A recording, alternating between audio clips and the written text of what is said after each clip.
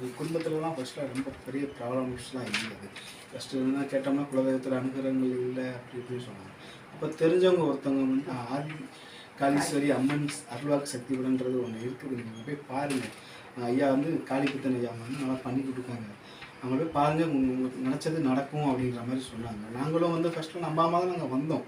வந்ததுக்கப்புறம் அவங்களுடைய வந்து பூஜை வழிமுறைகள், அவங்க சொன்ன விதங்கள் எல்லாமே எங்களுடைய வாழ்க்கையிலையும் கரெக்டாக இருந்ததுனால, நாங்களும் அவங்க சொன்ன வழிமுறைகள்லாம் நாங்களும் பண்ணோம். பூஜைகள் நாங்களும் பண்ணோம்.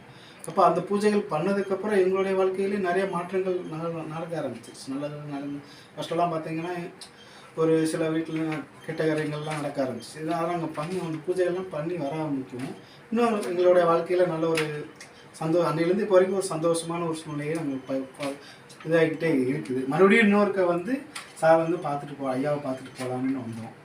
இப்போவும் இன்னொரு சொல்லியிருக்கிறாங்க. நாங்கள் அதே நம்ம ஃபாலோ பண்ணலான்னு இருக்கோம். வந்து உட்காந்து பிரசன்னம் கேட்கும்போது நீங்கள் என்ன காரியத்துக்காண்டு உட்காந்துருக்கீங்க அப்படிங்கிறது, நீங்கள் ஒரு 3 கோரிக்கையாக வந்திருக்கீங்கம்மா. கோரிக்கை நான் சொல்லட்டுமா அப்படின்னா, ஃபஸ்ட்டு உன் குலதெய்வத்தோட அனுகிரகம் உனக்கு இல்லை. 2வது உனக்கு குழந்தை பைக்கன் தட்டி பறிச்சுக்கிட்டே போகுது. 3வது உங்கள் அம்மாவுடைய உடம்பு சரியில்லாமல் இருக்குங்கிறத அவங்க கரெக்டாக எங்களுக்கு வந்து சொன்னாங்க.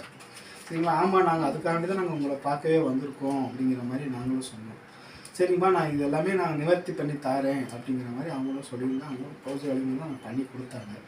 இப்போ அந்த 3 இது பிரச்சனையுமே எங்களுக்கு வந்து சீக்கிரமே நிறைவேறிடுச்சு. ரொம்ப நாள்லாம் தள்ளிலாம் போகல.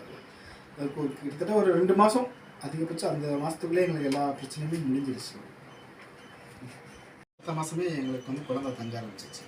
இங்கே வந்து அம்மாவோட அனுகிரகத்தில் நாங்கள் வந்து எங்களுக்கு வந்து ஜனவரி மாதம் பெண் குழந்தை பிறந்துச்சு. சரி, அந்த பெண் குழந்தை பிறந்ததுக்கு நம்ம போய் பார்த்துருங்க, நன்றி செலுத்துவோம் அப்படின்னு சொல்லிட்டு தான் நாங்கள் பெண் குழந்தையும் சேர்ந்து கூப்பிட்டு வந்திருக்கோம்.